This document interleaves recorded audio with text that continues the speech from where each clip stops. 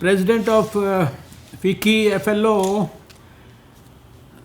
Madam Jahannabi Phukan, other distinguished office bearers of FLO.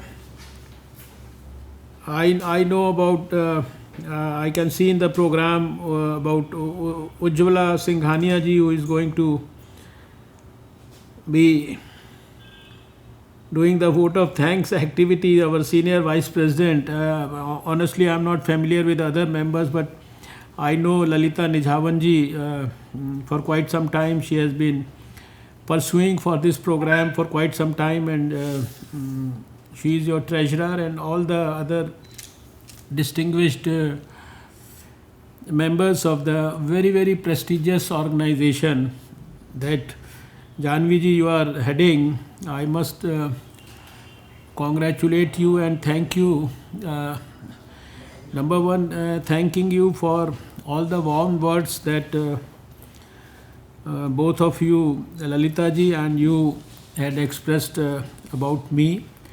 And I was so impressed that you are neck deep into all the issues about women, and more particularly about women's health. And the fact that you spoke about your concern for maternal mortality rates and the safe motherhood issues and the security and safety issues about women and all, I think time doesn't permit me to actually speak on all those issues, but I am so happy that FICCI FLO is really involved with all these activities which actually contribute to the cause of health, and more particularly women's health, because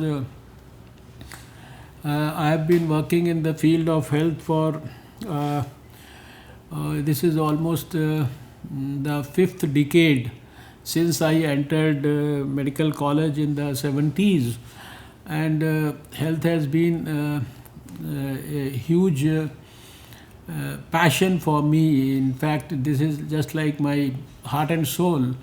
All my life I have spent my working in the field of health, a decade in the medical college, and then a decade with the medical associations, and then in the 90s as union, as minister in the Delhi government, and then of course a decade working for the Southeast Asia region for the World Health Organization, and of course the last 6-7 years under the able leadership of Prime Minister Narendra Modi ji.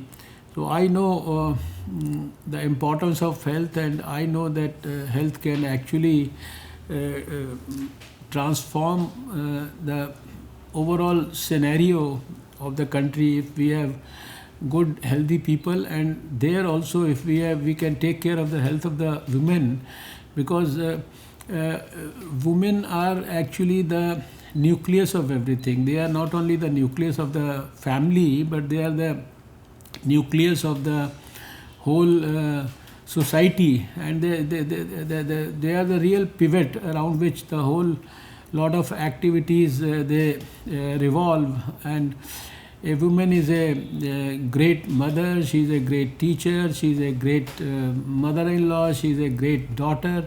She is in fact too many personalities and too many facets combined in one.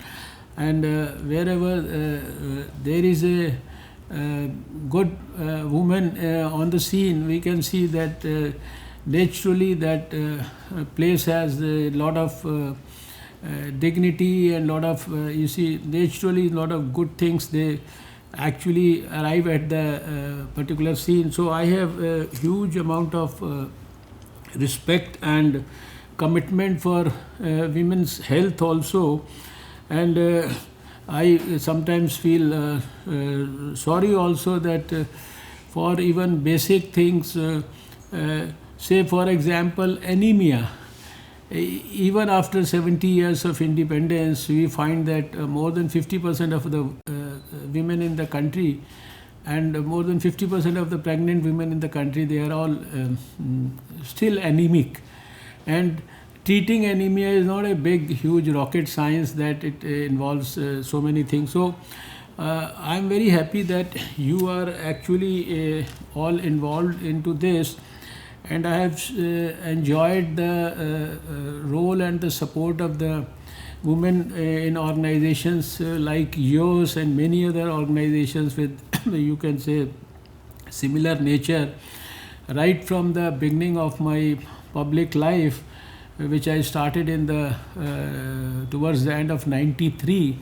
And when I had conceived and was blessed by God to dream about a polio-free India, I know how much the organizations like yours had helped me, and how within the organizations the women had helped me, how the younger people had helped me. And this is all because of the contribution of well-meaning, educated, sincere, committed, selfless, dedicated people like you, who actually help in contributing so much for the society. So I think meeting you today on this forum is a great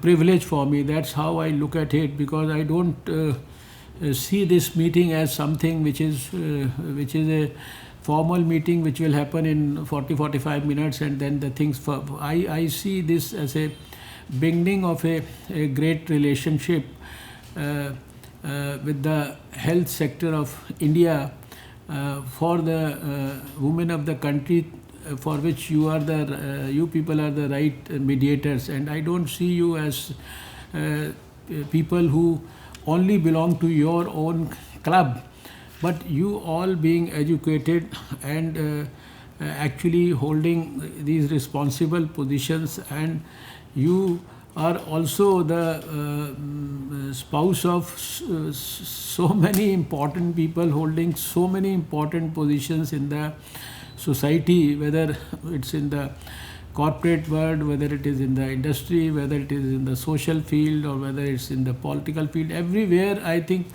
So it's the organization of yours is a nucleus for many other things, and it has a huge potential. At least I can see that potential, and I want that our relationship should continue for a long time. You had asked me to actually, because there is so much that I can keep on and on and on talking about the field of health, because I have always believed that health is something which has always to be seen as something which is not a, you see, it's not a tall order to ensure that we ultimately deliver health for all or achieve health for all. If we can appreciate and understand that 90% of health is only prevention, it is only positive healthy attitude development, it is only about promotive health, and it's only 10% which is the therapeutic part of it, then everybody can contribute so much for improving the health scenario of the country. And this is where I look at the potential of everybody, and where everybody can contribute to the health scenario of the country. You can even appreciate that in COVID also, it's 90% or maybe 99% of COVID is only about protection, it's only about prevention, it is only about positive behavior, it is only about taking a few precautions, it is only about educating people, it is only about motivating people to follow the right things and simple things, and you protect yourself from a virus which has actually devastated the whole world, which has caused so much of agony and so much of distress to the whole humanity. But here also, in spite of it being such a virulent and such a powerful transmission capability virus, you can protect yourself with a small precaution. Just put a good quality mask and wear it properly and maintain a social distance, and then take care of the hand hygiene and respiratory etiquettes, and you are actually protected. So this I said this, and this is relevant to every sector of health. When we get into the health, we will find that health needs to be actually converted into a revolution, and it has to be converted into a big, huge social movement. And if organization like yours can actually take up the cause in a big way, in the last you see couple of years, in the environment ministry, I think Lalita ji mentioned about it, I had launched the green good deeds movement. In the Ministry of Health, last year I launched the Eat Right India movement. You know, the Prime Minister recently launched the Fit India movement. You see, these are the movements where we don't have to do many big things. We have to only do small things in life. We have to propagate, preach, practice, and disseminate information about these small things, and follow them in our own lives, and we can see minimum inputs and maximum outputs in terms of rich dividends that we can deliver for the society. So I would personally appeal to you that you should be an active partner in the realization of the dream for a you see healthy India. And it has been the dream and the vision of the World Health Organization also, right from the 70s, that the world should have a health for all delivery by 2000. They had promised the whole world that they will get it by 2000. But I after having seen the overall scenario of the whole world, and after having, you see, studied what we enjoy as our DNA, what we enjoy as our glorious medical wisdom, I am surely committed and confident that India has the potential to develop a successful model for delivery of health for all. Because it's not only about hospitals, it's not only about big technical equipments, it's not only about creating these big facilities only, it's only about changing people, changing their lifestyle, educating them, and educating them right from the time when they are small, when they go to school, when they go to college. So this is I mentioned this because I thought I may not get an opportunity to be talking to you people again and again, but this is a long-term association that I could envisage for the FICCI FLO for the future, where you mentioned about this maternal mortality, things like that. I think that there is a lot that you can work about these issues, because now we have a program like Suman, where we are saying that there is a zero tolerance in the program to refusal of maternal care services and all. We are working on ensuring that in the universal immunization program, we are not happy with a 90% success rate. We have to ensure that 100% children have to get all the dozen vaccines. We have to ensure that ultimately, why should there be even one woman who is anemic in the country? Why should there be even one child who has got malnutrition in the country? So all these issues, there are well-defined programs, there are well-defined systems, there are mechanisms, but I think where the society gets involved into all the implementation processes apart from the government systems, then they actually help us in a big way. And now there is a huge social movement that we are in the process of developing through our health and wellness centers. Health and wellness centers are the places which are created at the grassroots levels. 1.5 lakh of them are in the process of being created by 31st of December 2022, and these are the places where the focus is around these preventive aspects, their focus is around these promotive aspects, focus is around these positive health aspects, and around those health and wellness centers we are trying to create these social movements, and all these preventive aspects are being strengthened. So organizations like yours can actually start contributing in a big way. Each one of you can become a huge leader in your own areas, in your own places.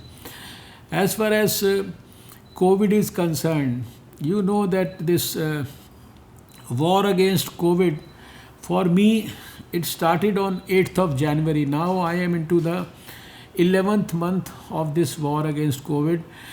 India was the first country in the whole world where we responded within less than 24 to 48 hours of the first, breaking news that we got when WHO was informed by China about these new cases of coronavirus which cause pneumonia in patients, and they reported that they had seen them on 31st of December in 2019, and by 6th of January they had reported in this very building, in this very ministry, we had our first meeting of the experts on 8th of January. So for me, we are on 9th of November, I entered into the 11th month of our fight against COVID. And from the very first day, the government has acted in a very proactive manner. We used a preemptive strategy, we used a graded response.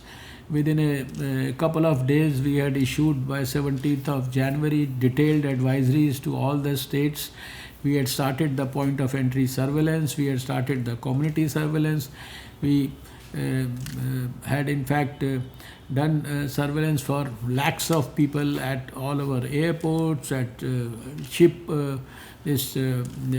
ports and this seaports and our land borders. And then you see, you are all familiar about the history of the last 10 months.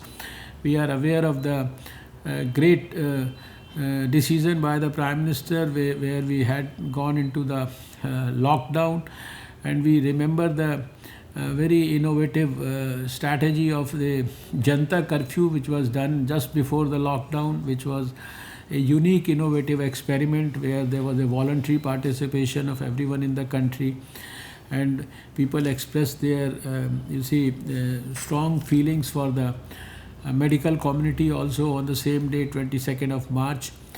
And when there was a need for that bold decision of a lockdown, the country did that. And when we saw that after the lockdown there was a time to unlock also, that was also a very bold decision. And then phases of those unlocking, you mentioned about these migrant laborers and so many other issues that arose during that period, but government had been handling each one of them very, very boldly. And the best part of the whole story of the last 10 months is that society and organizations like yours and many others, you see, I was part of a program where the Niti Aayog organized for me a video conference like this and connected me to almost 90,000 organizations in the whole country who had actually supported poor people during the whole phase of lockdown and others, so providing them food, providing them shelter.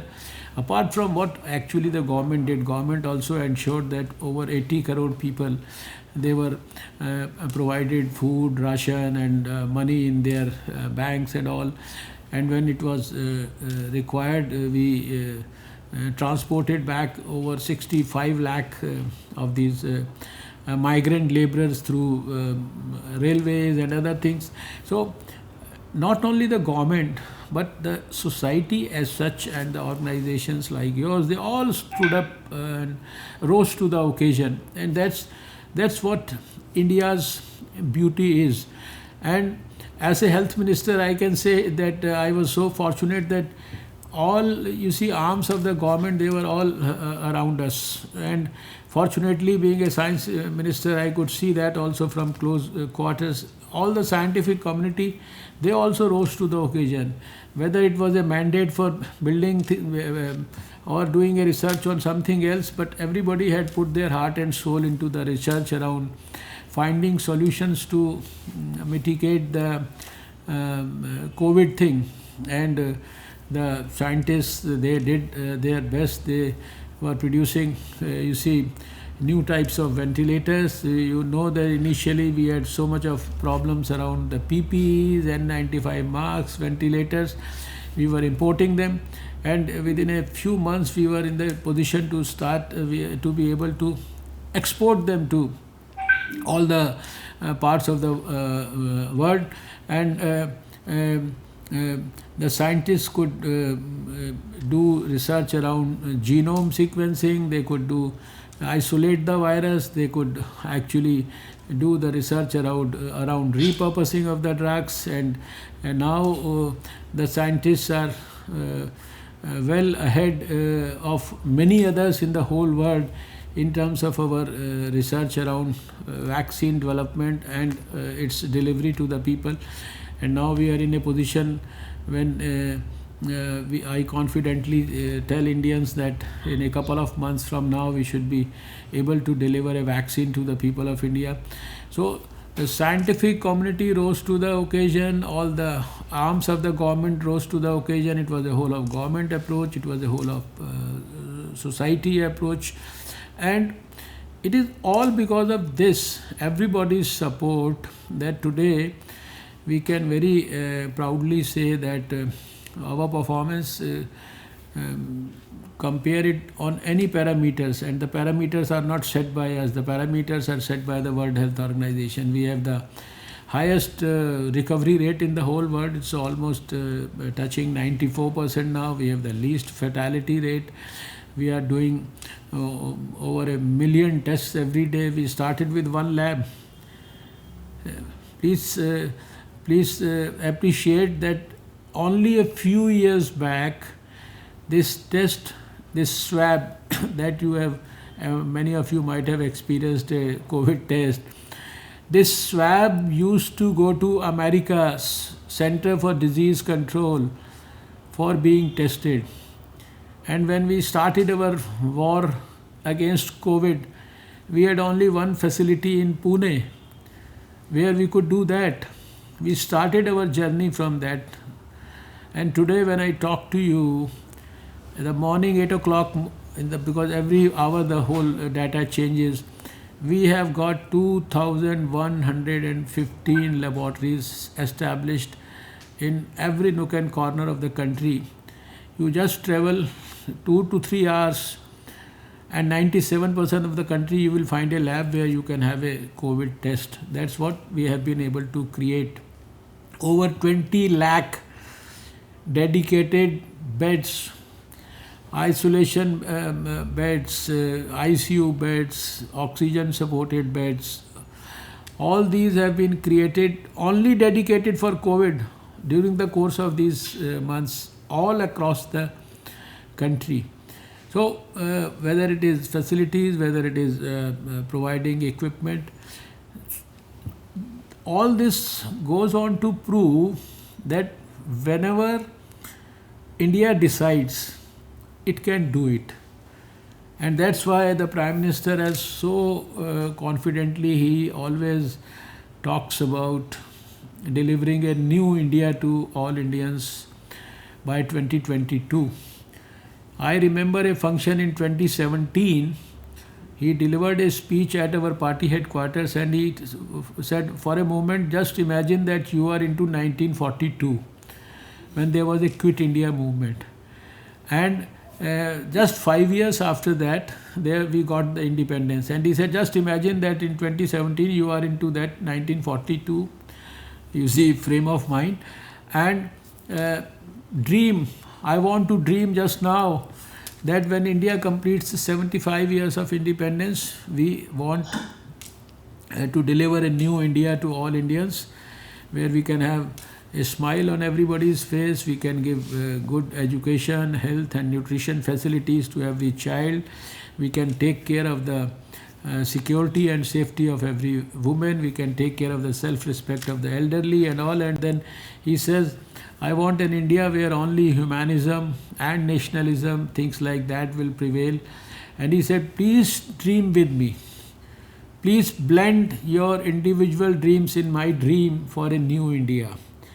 And that's how this journey, and now is talking about this Atmanirbhar Bharat. Every day is talking about strengthening the local component in our mindset. And there are so many things that he has announced that time doesn't allow us to talk about all that. But I think all of us, COVID has taught us that as a health minister, I feel that it has brought health to the center stage now. And health, which probably deserved much more attention all over the world, has started getting more attention in terms of strengthening. We have a very ambitious plan over the next few years, where if we have a similar pandemic or something like that, we can have better infrastructure for testing, for infectious diseases, for surveillance, for communicable diseases and many things like that, even at the grassroots level. I will not discuss all that right now, but COVID has what we call as COVID appropriate behavior, and the new normal that has developed in the society, the changes that have been now advocated in terms of what we call as guidelines right now. But I think these guidelines have changed our perception. We already had this mechanism. We knew there was a digital way of communicating, but we were never using it. We have never realized that this is a less time consuming, this is a more environment friendly and more committed worthy way of communicating. And as I said earlier, we have been able to communicate with in the last 10 months.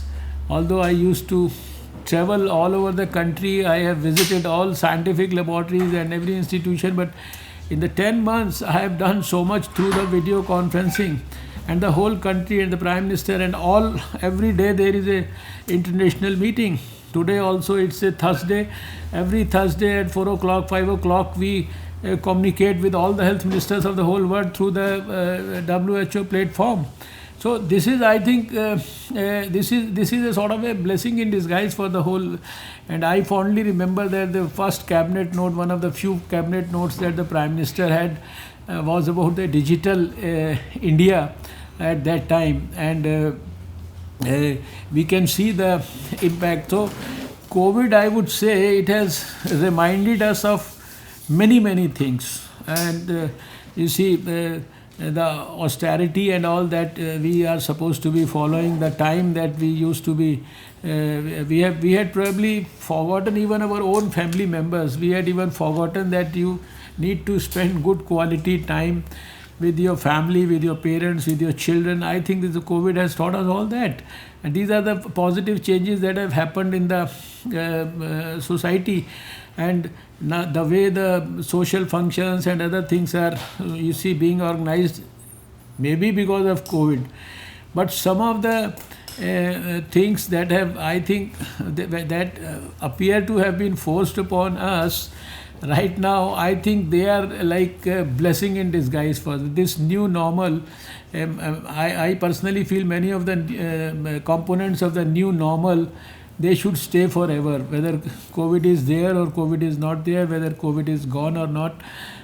at least people have started realizing that you could spend some of your good time protecting your health, some of your good time spending time on walking or doing some yoga or meditation or things which will, and then eating nutritious food, concentrating on the quality of food, whether it is balanced or not, whether does it have fruits or not, does it have green vegetables or not.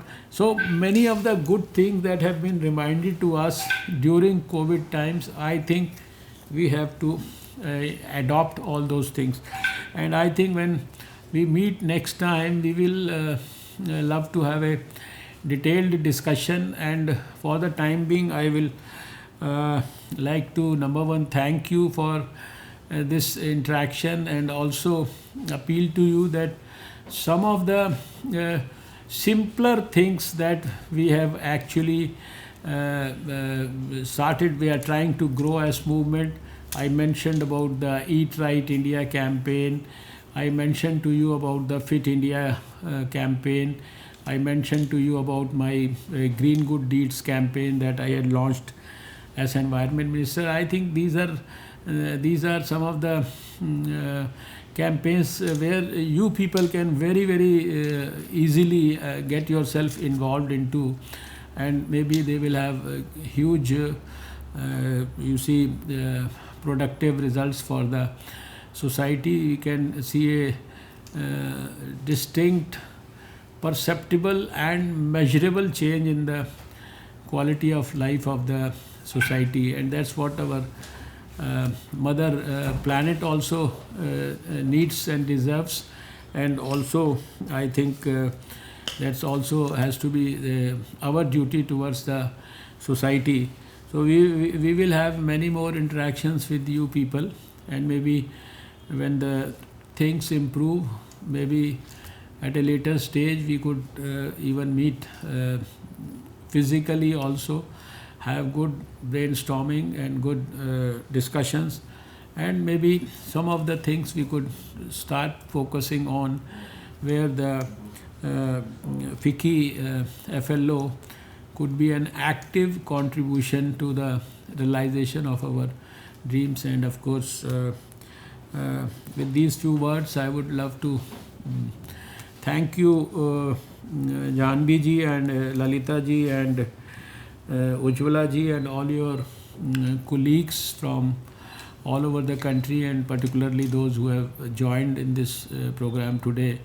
So wishing you all good health, hoping that there will be better times in the near future, and I promise you that in 2021 we should be able to take care of COVID in a much more scientific manner, by even raising the immunity levels of the community by giving vaccine also to the people who deserve it to be given on priority to begin with.